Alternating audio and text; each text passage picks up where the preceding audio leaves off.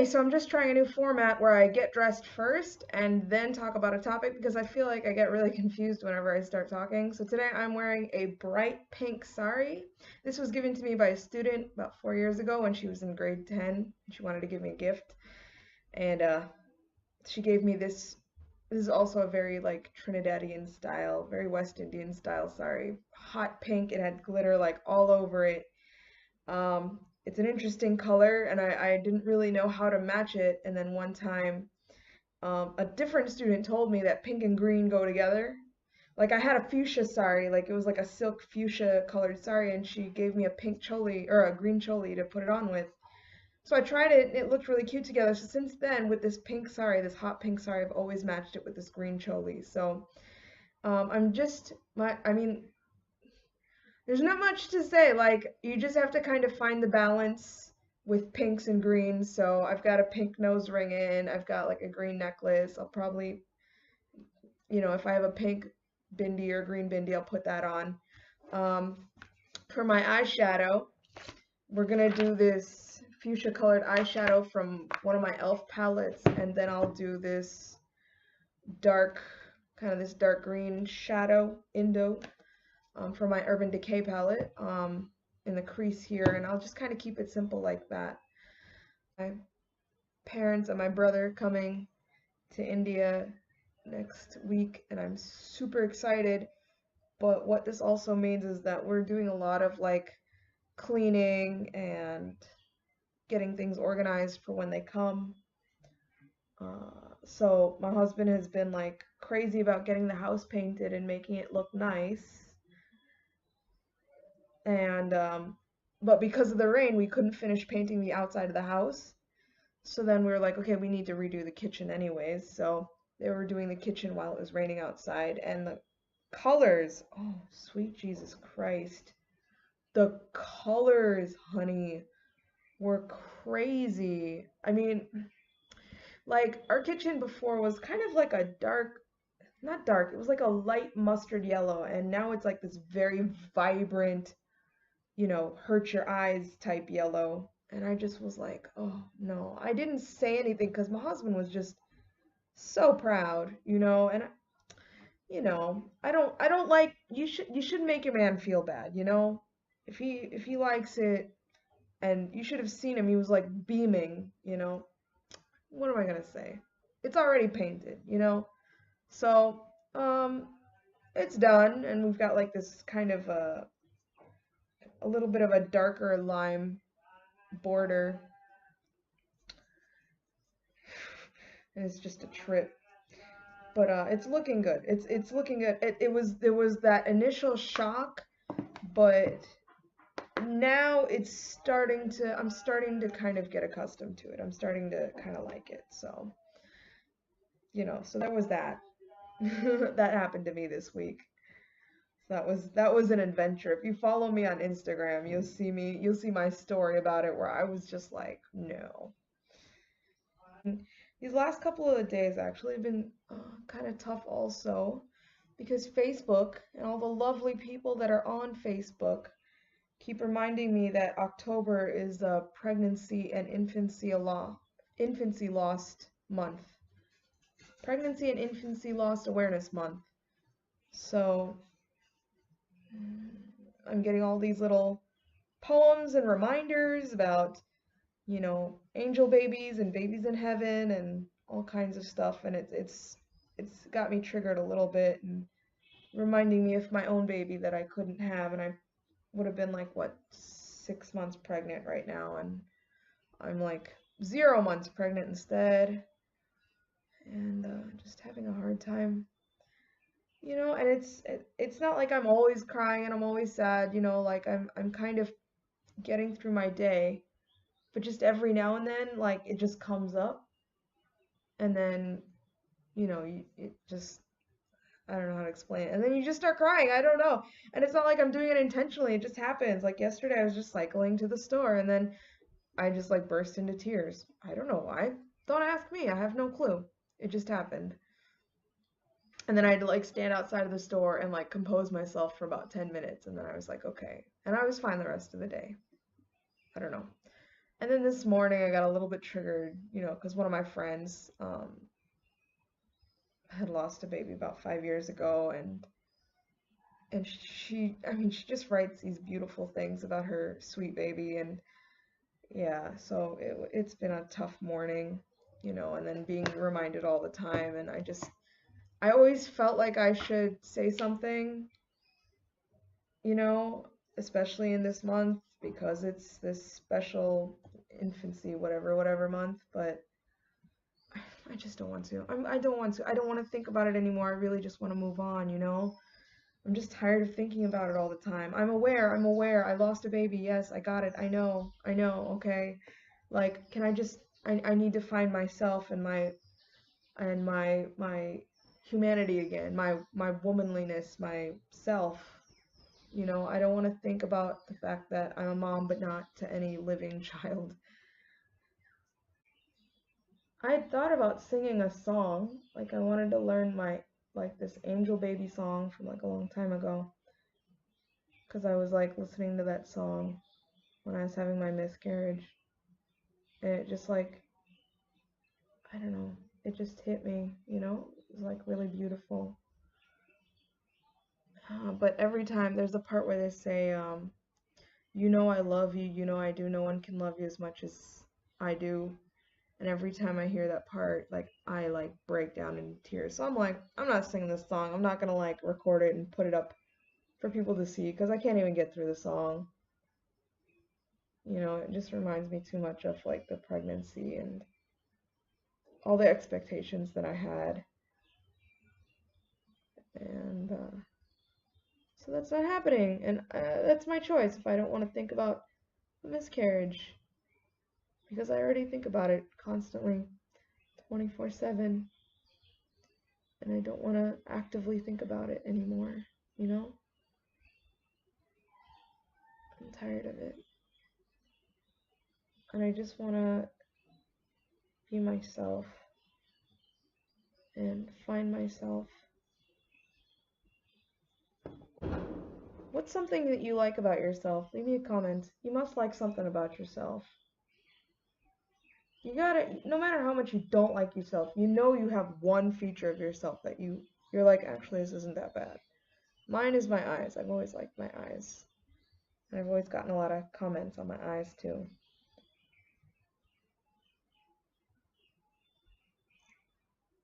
See? Let's curl them lashes. I know that's disgusting. Shut up.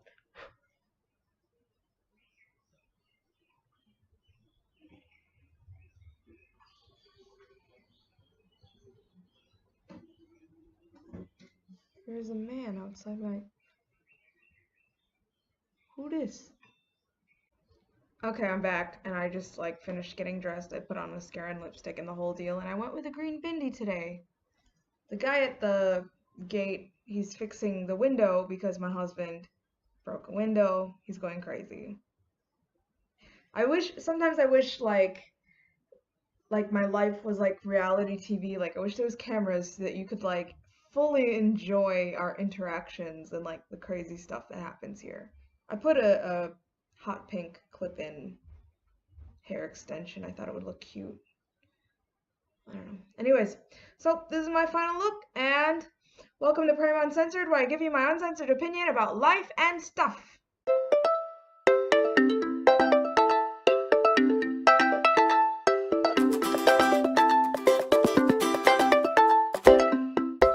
So today we are going to talk about procrastination. I got a request from my friend Vrinda. Hi, Vrinda. To talk about procrastination, and also it was a twofold question, also about stress and changes and how to deal with changes happening in your life. So I thought I'd answer the question about procrastination today, and the next week we'll talk about dealing with different changes and managing your stress. So real quick, what's procrastination? It's basically delaying a task that has to be completed. There's something you have to do and you put it off to do something else. Now, there's a number of reasons why we procrastinate.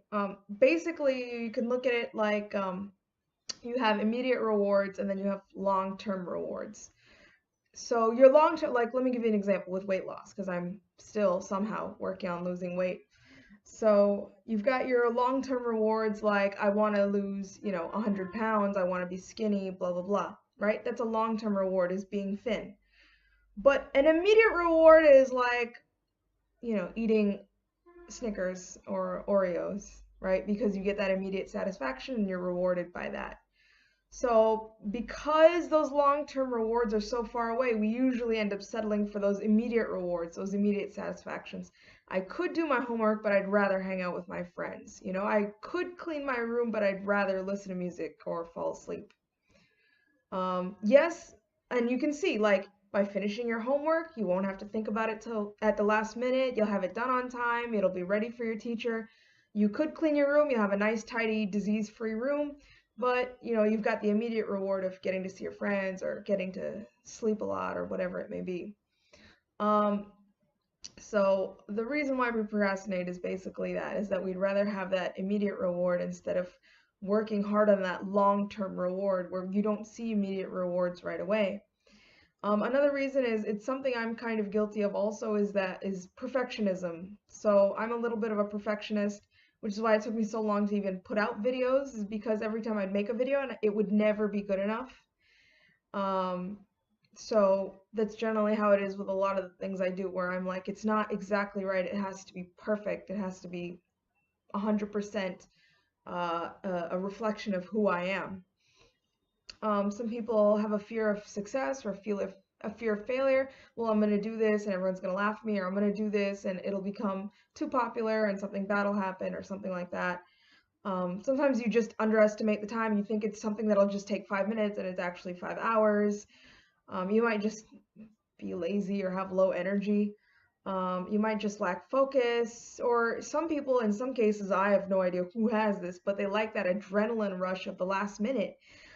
So, somehow they get more focused. I kind of get that, but not like when it comes to things that I have to do, not with tasks, but like whenever there's an emergency, like my brain is just focused. Okay, here's what we're gonna do. You're gonna go here, like then it works. So I kind of get it, but I get an adrenaline rush, but it's not like a happy adrenaline rush. It's just like, this is what we gotta do.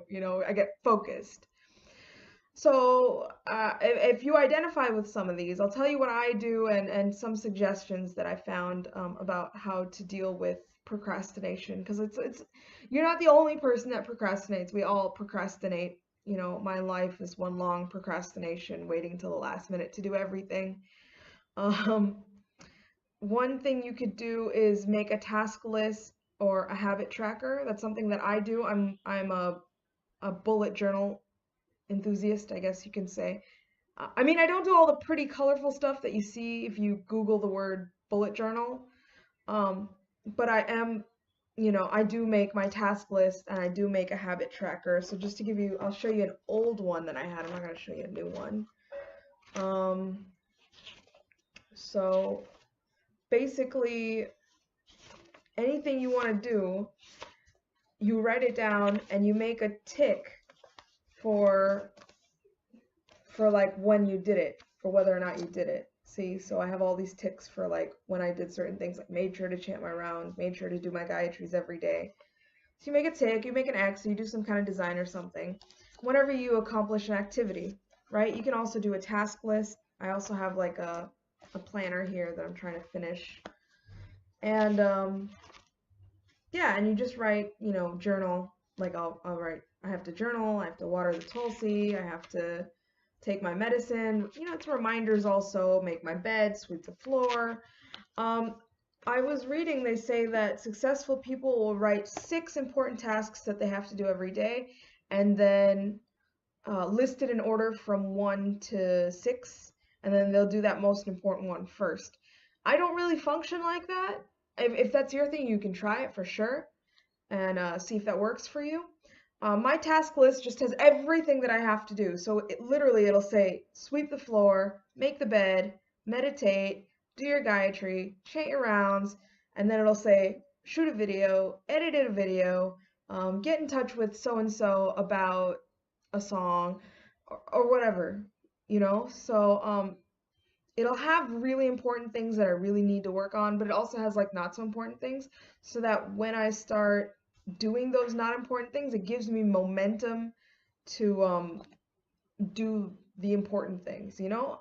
Because like I said, my tendency is perfectionism. So I'll start making the bed. I'm like, I made my bed. I can do anything, you know? Like that's kind of my mentality. So you can try that and see if that works for you. Write common things and then write important things that you have to do and let that give you some momentum for your day to get things accomplished. And I write my lists the night before. So I'm not sitting in that morning and jotting my list down when I have a million things I need to start working on, you know? So night before, maybe 30 minutes before I go to sleep, I'll sit, write down all my tasks that I have to do. I even have a calendar so then I can journal forward, reminders when Ekadasi is, when I have a doctor's appointment, when I have certain things that I need, when that, certain things are due, when I'm supposed to shoot a video, edit a video, post a video, which pictures I'm going to put on what days for Instagram. Like I put everything on the calendar, like hair in my face. So that's something that you should do, and that'll help you stay on task and not procrastinate, because and what's nice also is about making a list that I found important. I've been doing this since university, really, is that when you make your list, your brain is so full of thoughts. You think you have to do so many things. You're overwhelmed, You're like, I have to go pick up my brother. I have to go do my homework. I have an exam on this day, and I have to clean my room, and I have to meet with this person, and I have this club, and I have this activity, and I have this meeting, and I have da da da da, And then once you write it down, once you put it on a calendar or you put it on your task list, it frees your brain, and then you sort of look at it and you go, actually, I don't have that many things to do. Or you can kind of prioritize and say, actually, I can do this one thing tomorrow. And actually, yeah, I do have to go to this meeting, but it's not like a big deal or anything or whatever, So for me, writing down those tasks are really important just to kind of get that stuff out of your head and onto a paper so that your brain feels relieved. So, Verinda, if you're watching this, try making a task list and see if that helps you. I find it extremely helpful. I've been doing it for years, almost a decade. Another suggestion is while you're working on long-term goals, you can set up immediate goals. So we just talked about immediate and long-term goals. So yes, I have a long-term goal of losing 100 pounds, but an immediate goal can be like, if I work out, 5 days this week, then I'll treat myself with a new japa bag. Okay, for an example. If I lose 10 pounds, I'll treat myself to a new choli. If so there's little goals to break up that big goal. The big goal is you lose weight, you're skinny, you're beautiful, everyone loves you. But even if you're not skinny, you're still beautiful and everyone still loves you. Stop. Okay, so try and break up that big goal. If you have a paper due, so let's say you've got a big assignment due in like 3 weeks. Say, okay, if I complete 250 words every day, I'll treat myself by visiting a friend, or I'll treat myself with a snack, or I'll treat myself with my favorite Netflix movie or whatever. So try and break up those goal, that big assignment, that big task into a set of smaller tasks to help you achieve that big goal. And that'll help you along the way by making small goals to achieve the bigger goal. And then just above all, just start. Just start doing it, because don't wait until you'll be perfect. Don't wait until the time is right. You'll find, actually, they say that the hardest part of working on a task is just starting the task. So once you've started the task, then you kind of start building that momentum. Your brain gets focused on the task right away. Where did my bindi go? That was so sad. Did you see that? Did y'all see that? That bindi just did me wrong. It just fell. Don't you hate when that happens though? Your bindi just falls. Or it just sort of moves a little bit and then you got this weirdo bindi all day. Like when you see somebody with a weird bindi, be a friend, okay? Be a friend. Help them with their bindi. I can't see my forehead. Help a girl out. Help a goddess out, okay? Fix my bindi. Anyways, what was I talking about?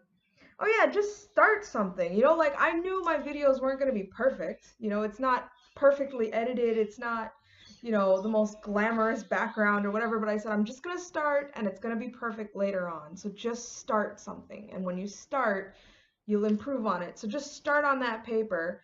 And then, by the time you're done, you can look it over and fix those things that you didn't like, as opposed to waiting till the very last minute, the very last second, and then you won't have time to make those edits. So just start. Whatever you're doing, just start, and you will fix it later. It'll get better as you go along. So that was just some ideas about procrastination, like how to overcome procrastination, some things that I do. I hope that was helpful to you, to anyone that's watching, and I really do appreciate all of you that have been watching my channel so far. I swear I'm trying really hard to work on some different kinds of content for you. Other than that, check out my Facebook, my Instagram. You can send me an email. Subscribe to my channel. What else is there? Oh, leave a comment. I love it when you leave comments. It makes my heart feel full. Share, of course, you can always share my videos. I would love that from you. It gives me a lot of encouragement and support when you do things like that for me, or for yourself for that matter, if you found anything helpful at all. Other than that, thank you so much for watching. I hope you're having a great day. You had a great day, or you're going to have a great day. Bye, friends. I was talking to my friend the other day, and I realized I'm married, but if I'd ever gone on a date, I think I'd be a terrible date because I'm constantly I'm terrified of people. So I would be like, if you touch me, I'll punch you. If you look at me weird, I'll punch you. If you say something weird, I'm gonna punch you. And if you rape me, if you kill me, I'm gonna become a ghost. And I'm gonna sit on your shoulders till you get crazy. That being said, let's have a nice date.